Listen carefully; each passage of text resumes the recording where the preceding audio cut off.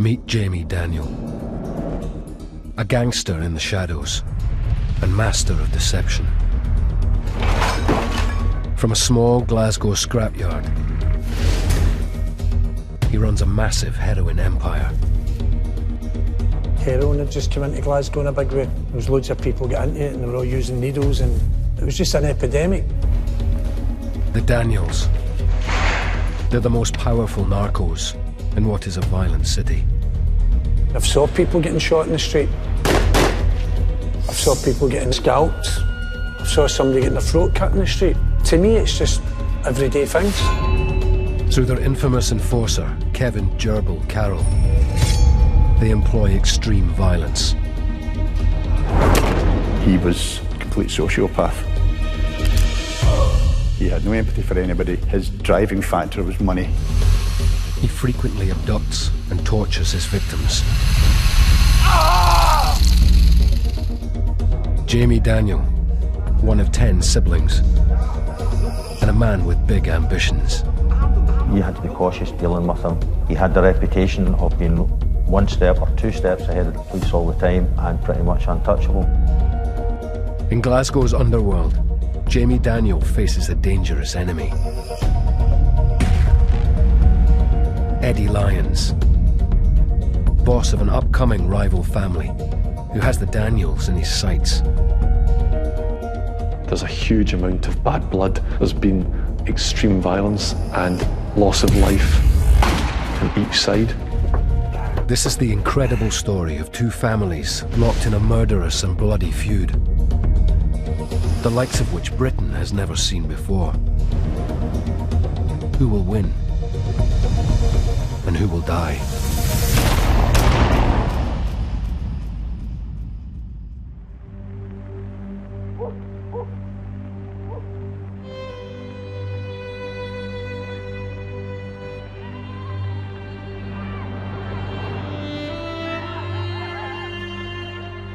Family Don Jamie Daniel is born into the abject poverty of post-war Glasgow.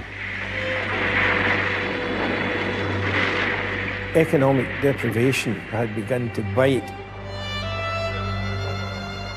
One of the main facts was a decline in the shipbuilding. At one time, there was a shipyard in almost every corner, in the same way there was a pub in almost every corner, but gradually even the big giants collapsed. Young Jamie is 10 when his dad dies, leaving his mother to raise the family in Postle Park, one of Glasgow's most violent slums.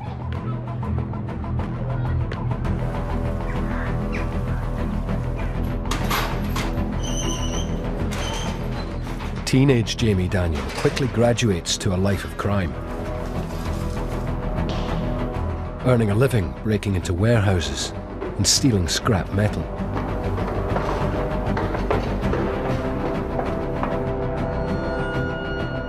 And he quickly learns that extreme violence is the best method to carve a niche in the underworld. It was infamous as an area where razor slashing was a crime. Sometimes a razor slasher would speak to his victim and say, if your ma is not doing anything tonight, let her stitch this up, at which point he then slashed with a razor. I've been brought up in the violent world. Ian MacDonald is an ex-criminal who battled on the same streets of Glasgow as Jamie Daniel. When I first started out in crime, I was going about Glasgow and I was using a lot of knives and Stanley blades. I'd be slashing people and stabbing people and that, because it's that natural to me.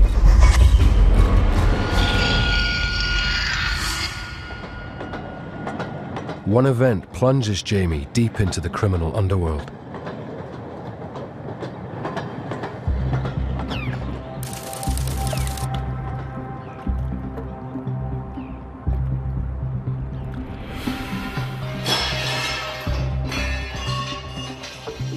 Jamie's elder brother Billy and his mates are stealing copper cable from a derelict building. when they're challenged by an off-duty policeman.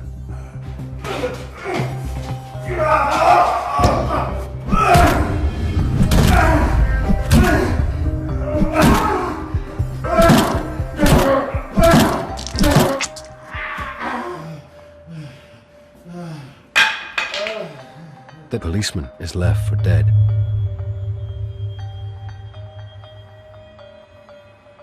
Billy was caught and imprisoned for that.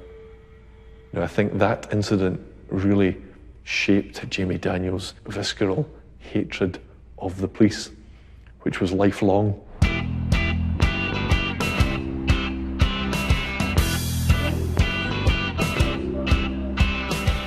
As the 70s roll into the 80s, the Daniel family gain a reputation for ruthlessness. They realised to progress in the criminal world they were in, they would have to resort to even greater violence than their competitors were using.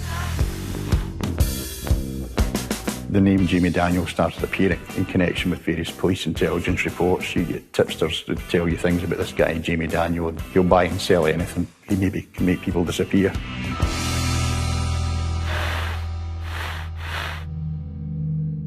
A now notorious gangster, Jamie Daniel soon realises there's a world of money to be made outside the scrap metal business.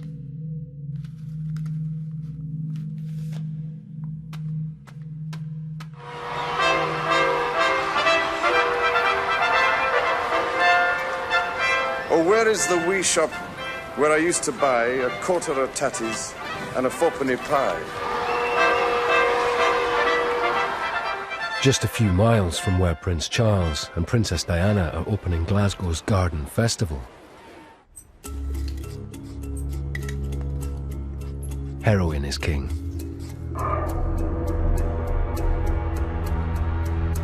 How easy is it for somebody to become a heroin addict on an estate like this? It's just like going to the shops for a pint of milk. It's just like going for a cream bun.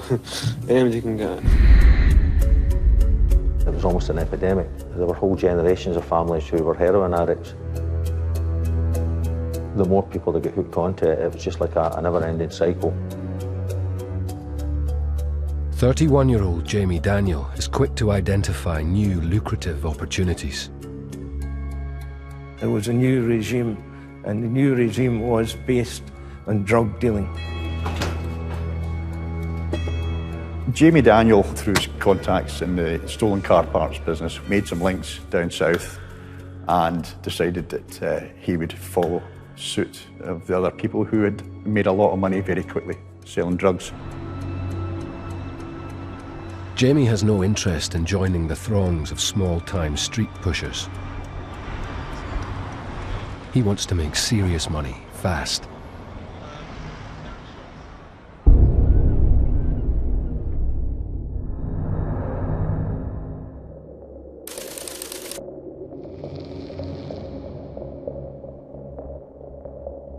He had an association with a Scottish Pakistani family in Glasgow who had connections in Pakistan, bringing in heroin. And of course, if you're able to bring in high purity, high volume amounts of drugs, that's where the real money is.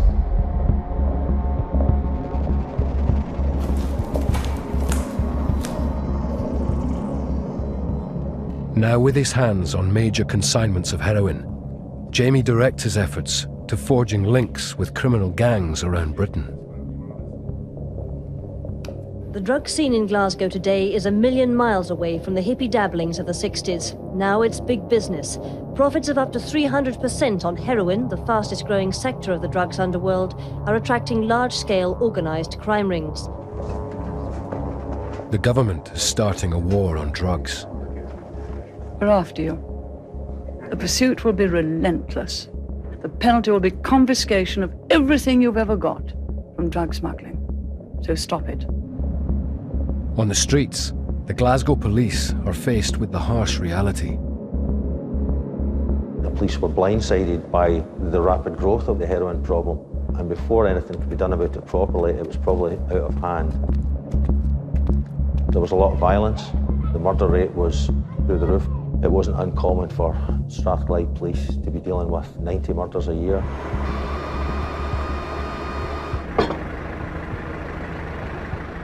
From their scrapyards in North Glasgow, Jamie and the Daniel family start to build their heroin empire. In the 1980s, just as heroin was becoming a huge problem in places like Possil, he was capitalising on that. And the money to be had was obscene and extraordinary.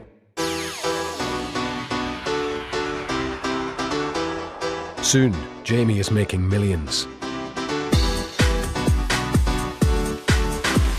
A Don emerging from the smack trade, working hard to outfox the police. He was very surveillance aware. Some other organised criminals like to make themselves be known and ingratiate themselves with politicians, whereas he kept a very low profile. It wasn't like the old gangsters of the 60s and 70s where everyone knew their face. People all over Scotland could point at a picture and say, that's so-and-so. He's a famous Glasgow gangster. It wasn't like that. These people were largely anonymous. These guys flew under the radar for a long, long, long, long time.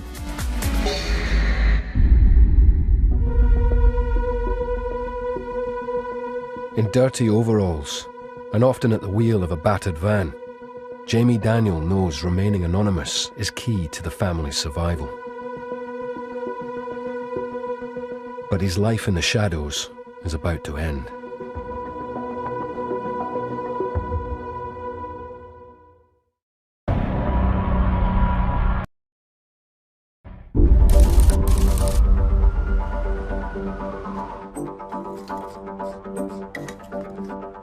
There's a drug epidemic raging in Glasgow. And Jamie Daniel is at its heart. But his status as the most feared crime lord in Scotland is under threat.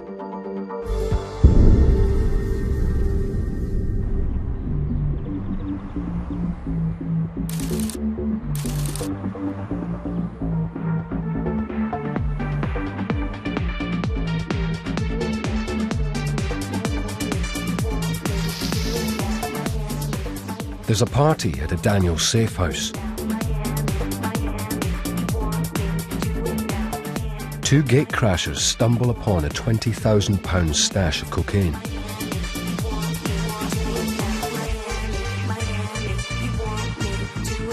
And nobody notices when they slip out.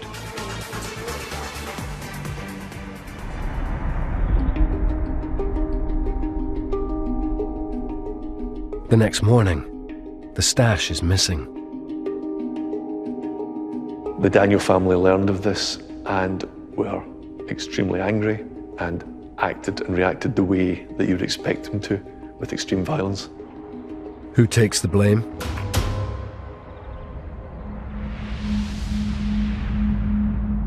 Eddie Loyns Sr. and his small-time criminal family.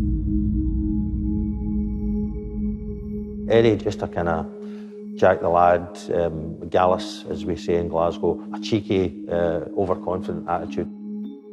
Just a typical Glasgow guy involved in the fringes of criminality. Eddie Loyns has been handed control of a community centre in nearby Milton. While the Daniels over the years had been absolutely hostile to the police, the Loyns were a lot more cunning and manipulative from the early days in the community centre. Hey, you ready? Local people are definitely the answer. I mean, outsiders, people who work 9 to 5, I mean, they can dictate what they would like to see, but at the same time, they don't live within the area.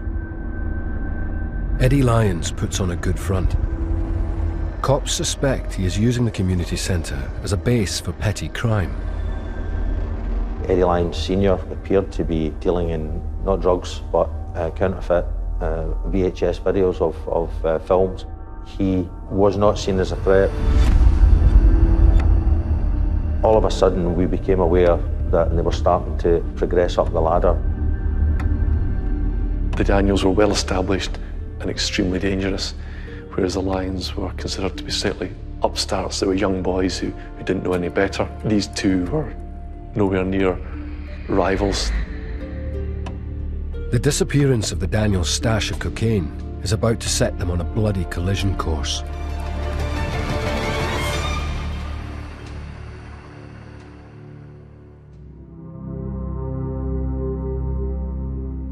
Jamie Daniel wants revenge. And he's got the perfect man for the job. His enforcer, Kevin Carroll, also known as Gerbil.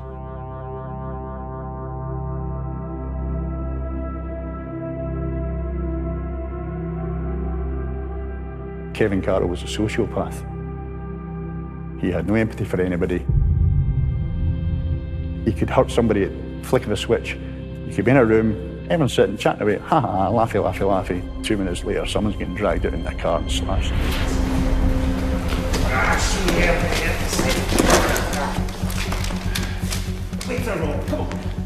Gerbil's signature tactic is to abduct and terrorize rival drug dealers.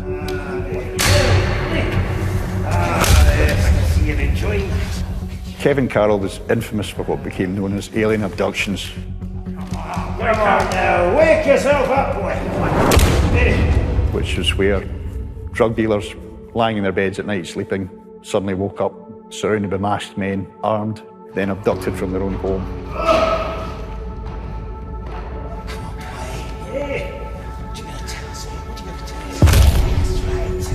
The chap I met gets dragged into a chair. He's got a pillowcase over his head. And they slowly broke a couple of bones in his hand, including one of his fingers.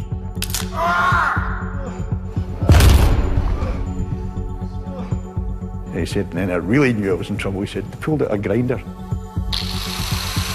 There you go.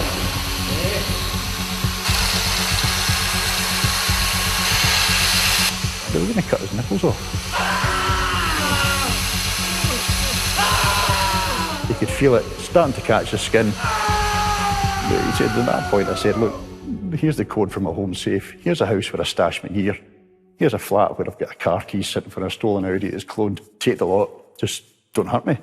Then he got taken out, he got knocked unconscious. He said the last thing was, before they dumped him out the car, gave him a boot.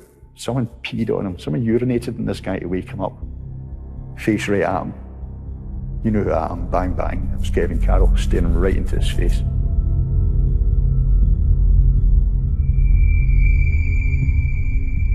The reason they get the nickname alien abduction is because very often the victims would be dumped in the street after they had been tortured, threatened or beaten, and when they were picked up by the police or when anyone asked them what had happened, they said they had no memory of it.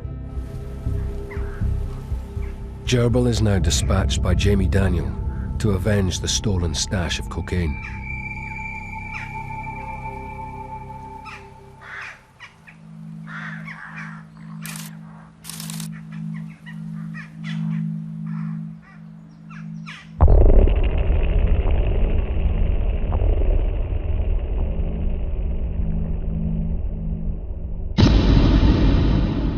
Within hours, the Loyns family HQ is smashed up and set on fire.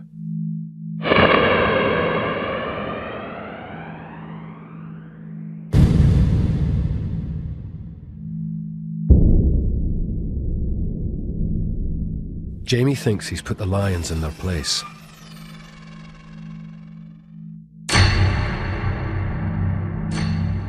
But there's a dangerous young cub in the pride.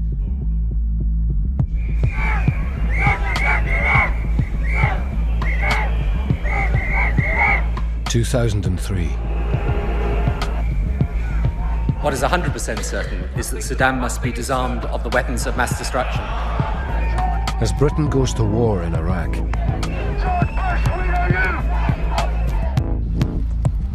trouble is brewing on the streets of Glasgow.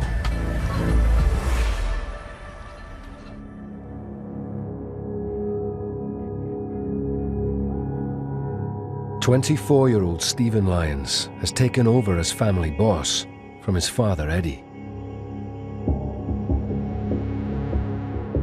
He's an intelligent individual. He's built up worldwide contacts. I have respect for the way he went about his business, in that he was difficult to catch. He was very organised.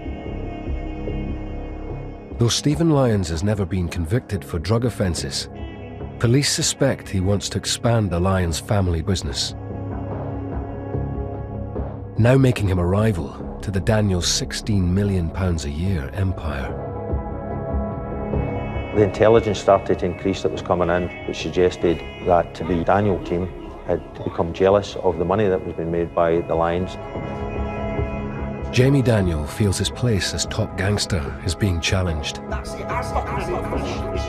The Loyns are about to learn a lesson in respect.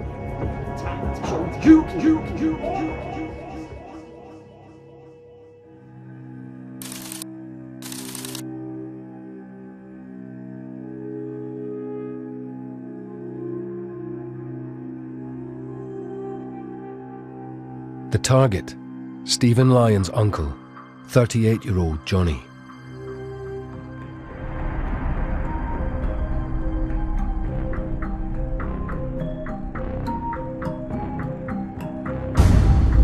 Almost miraculously, Johnny Lyons moved his head at an opportune moment and the shot missed. The second shot was fired into his backside, where he had a wallet with approximately £800 in cash in it, and that took almost the full brunt of the shot.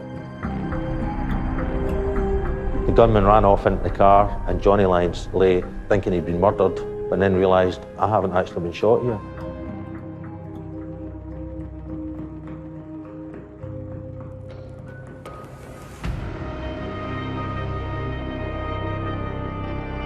A failed assassination attempt, a declaration of war for two rival gangster families. There's a huge amount of bad blood. For all that this began as a drugs dispute, a territorial dispute, it's become extremely personal.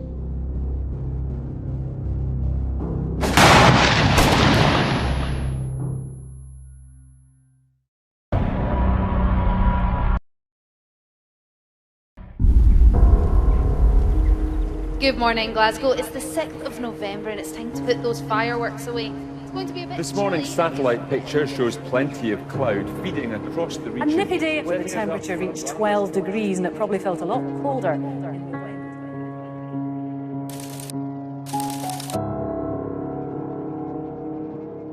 Gangster Jamie Daniel is sending his enforcer, Kevin Gerbil Carroll, on a bizarre mission. His target, the dead child of rival Eddie Lyons. On his birthday, each year the family would gather at his grave. This particular year, they arrived to find the gravestone had been damaged. There were tire marks around it. The actual stonework had been toppled and broken. The rumour has it that Carol and his friends were going to take a JCB up there and dig that poor little boy's body up.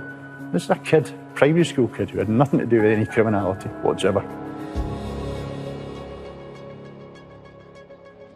For all that there had been tit-for-tat violence ebbing and flowing for many years, this was what really cranked it up and made it hugely personal. This was a declaration of war.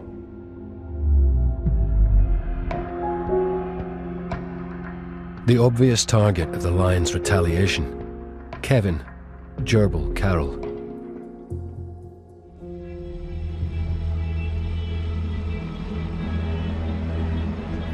Filter. I don't care, fuck.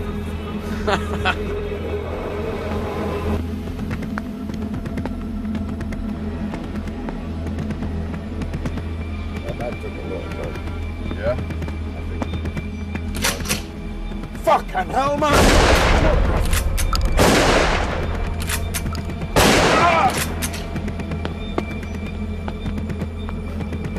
He managed to get out of the vehicle, bleeding heavily, crawled to a nearby door,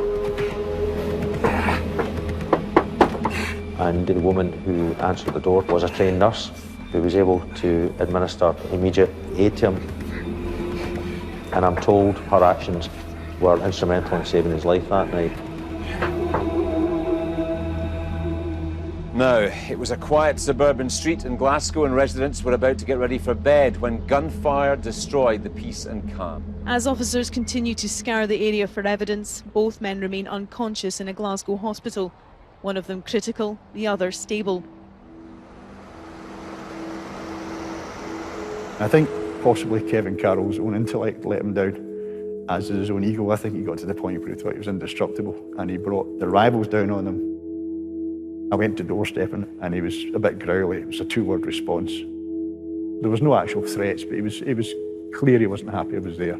He said, "I'll be a wee bit hurted, but I'll be all right, but that's not for the paper, big man. See you later." I wouldn't like to be on the wrong side of him. There are fears tonight that a feud between rival gangs in Glasgow is escalating out of control.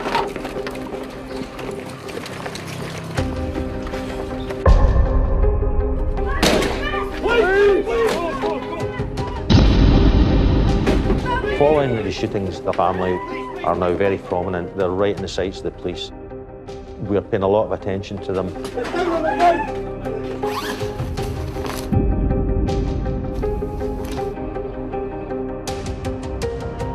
The Loyns are hit hard with police drug raids and cash seizures.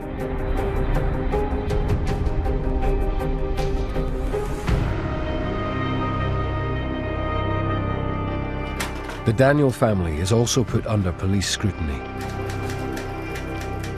Jamie Daniel would have been in the police's radar throughout his life, and he was very surveillance aware. There were examples I know of where he and his business premises were placed under electronic surveillance, and he would spot this and mock it.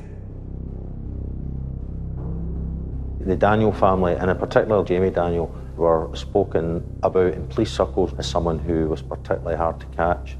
He had the reputation of being one step or two steps ahead of the police all the time and pretty much untouchable. Evading police attention, the Daniels amass an arsenal of weapons stolen from a British Army barracks.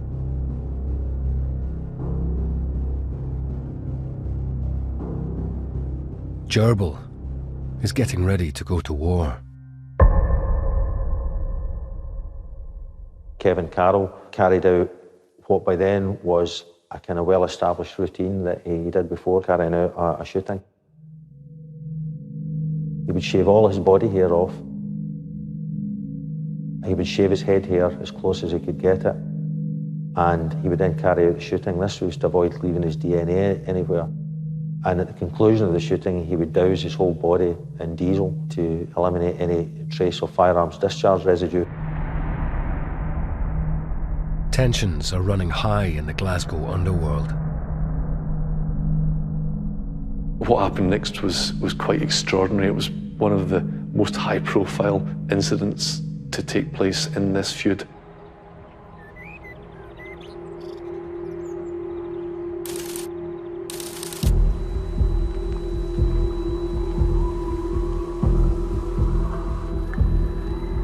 Loyns family boss Stephen is holding a meeting at his uncle's garage.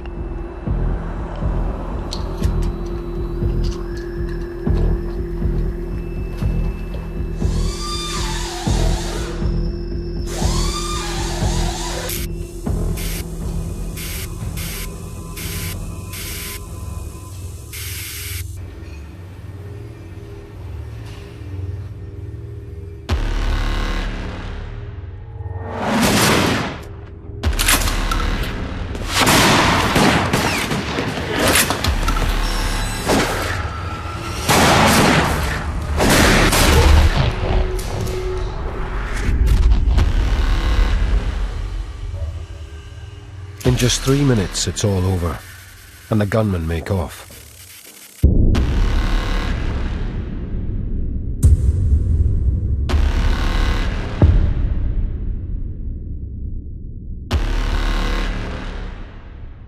It was like a scene from a gangster movie after two masked gunmen shot a man dead and wounded two others.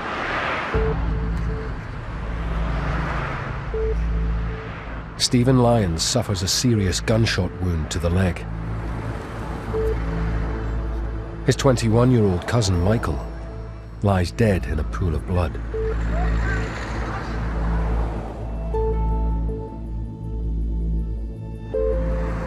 The intention was to take out the head of the Loyns family during the shooting.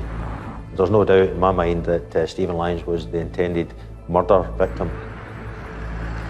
Michael Loyns was unfortunate he's received a fatal shot. One of the first journalists on the scene is Stephen Wilkie. You walk up and say, what's happened? Well, Loyns have all been shot up. What do you mean they've been shot up? Well, 2 guys have walked in and just opened fire on them. This was kind of a bit spectacular for guys wearing masks to drive into a business and just start shooting up anything that moved.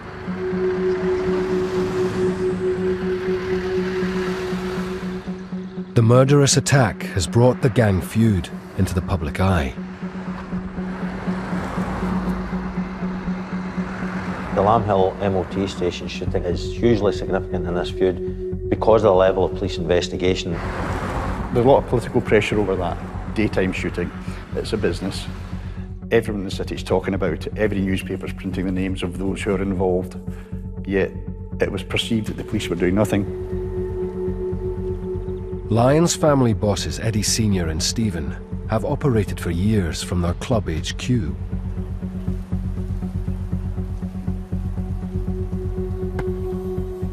The murder of Michael Loyns now forces the police to take action. Shutdown follows gun down.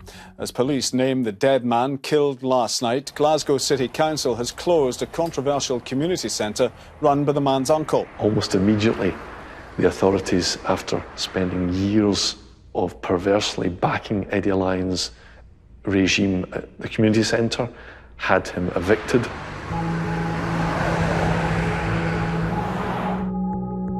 Turfed out from their stronghold, the Loyns family is in complete disarray. Recovering from his bullet wounds, boss Stephen flees to Spain, fearing for his life. The perception was the Loyns were on the run and had nowhere left to go. An outside observer would have regarded that as game over. The Daniels have won.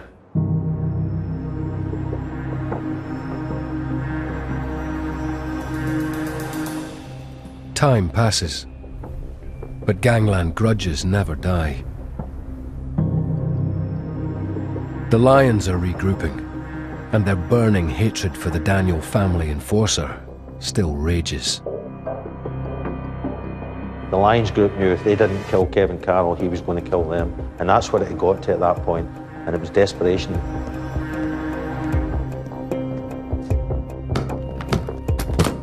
To get at 29-year-old Gerbil, the Loyns are going to exploit their connections. The Loyns group have become almost obsessive in their attempts to track down Kevin Carroll with the intention of murdering him. They had actually infiltrated the police and were getting raw intelligence about the person they were trying to kill. It charted the movements of Kevin Carroll, his vehicles, his associates, live, crucial intelligence the police had from informants and other sources.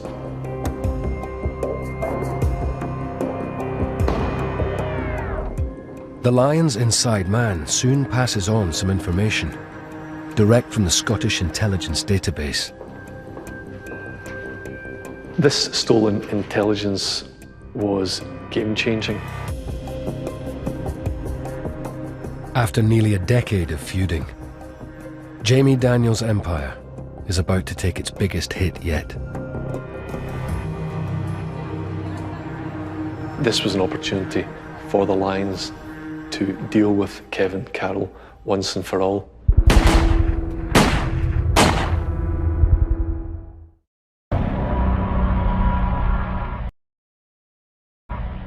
They have terrorised Glasgow for a generation, locked in a bloody war over territory, drugs and money. The Loyns and the Daniels rule by fear, intimidation and violence.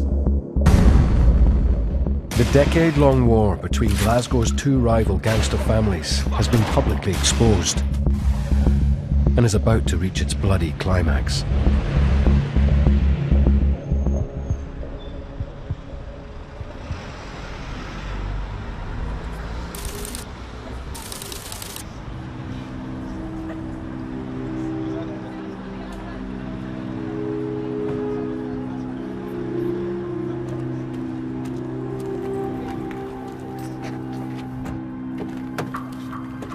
Daniel family henchman Kevin Carroll is getting into the back seat of his car, following a meeting with a drug dealer.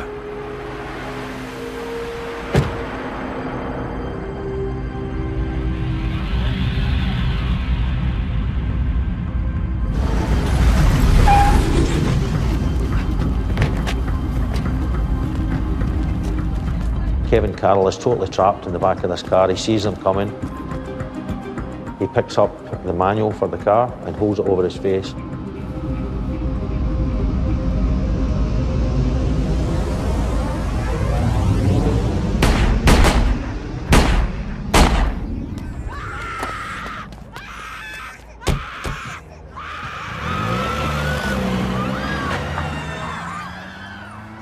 Kevin Carroll is struck at least 5 times. He's hit in the head. He's dead instantaneously. As armed police and onlookers surround the car in which Kevin Carroll was Busby said she saw a hooded man holding a Clint Eastwood-style gun. There were lots of people around, and Mrs. Busby then recalled how she could hear a baby crying. A shopper thought she was caught up in another Dunblane massacre when she heard gunfire in a supermarket car park. This was a normal working day in a suburban supermarket. There was ordinary families, people going about their daily business. It was a scene of absolute horror and devastation. A premeditated killing carried out with extreme violence, in effect an execution. Kevin Carroll was killed by 13 bullets fired from these guns. Spent cartridges littered the car park. You think you've seen it all in the police, but to see a murder of that nature get carried out in broad daylight in such a public arena, even I was shocked at that.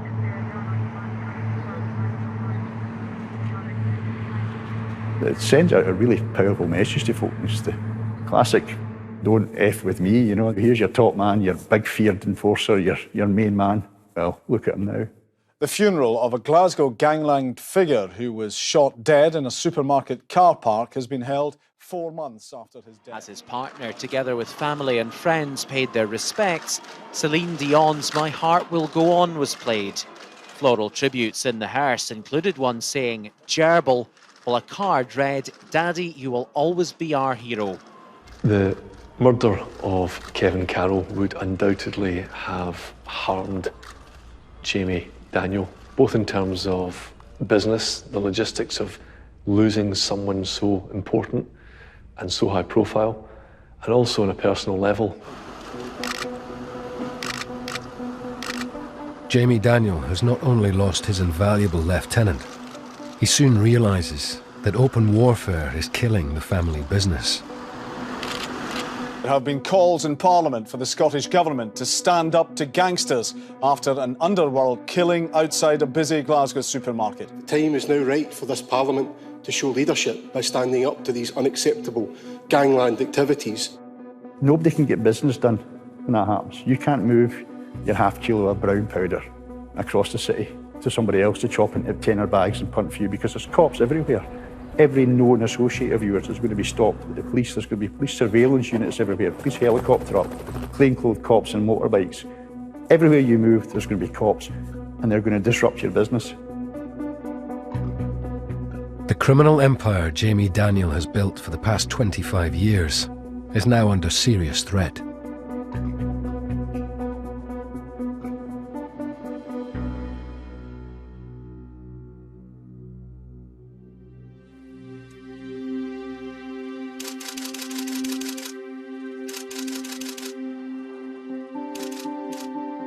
Just 1 month after Gerbil's murder, the 52-year-old is arrested for road rage.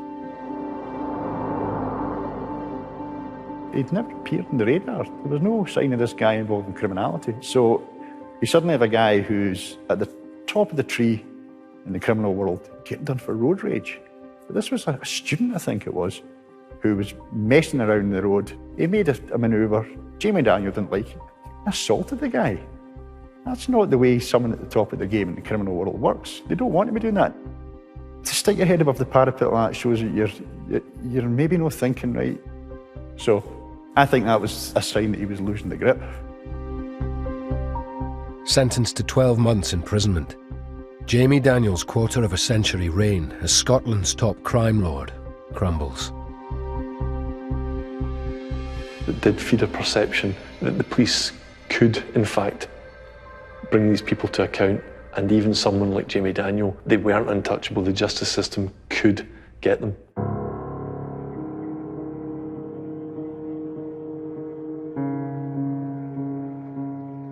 Now banged up, Jamie Daniel is diagnosed with cancer. He dies aged 58.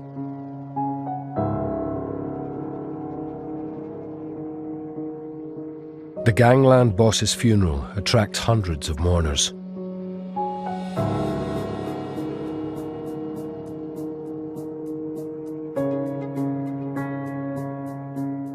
Even in death, Jamie Daniel remains a mystery.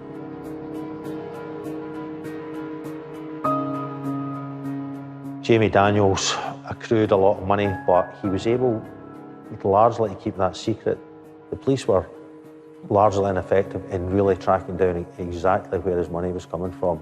The death of Jamie Daniel is hard to interpret. It's not like some kind of mafia movie where he names a successor and there's this clearly defined structure. I think largely organised crime groups are a little bit more chaotic than that. There was no longer this figurehead who had a pedigree. None of these boys that followed in his shadow have got any of that.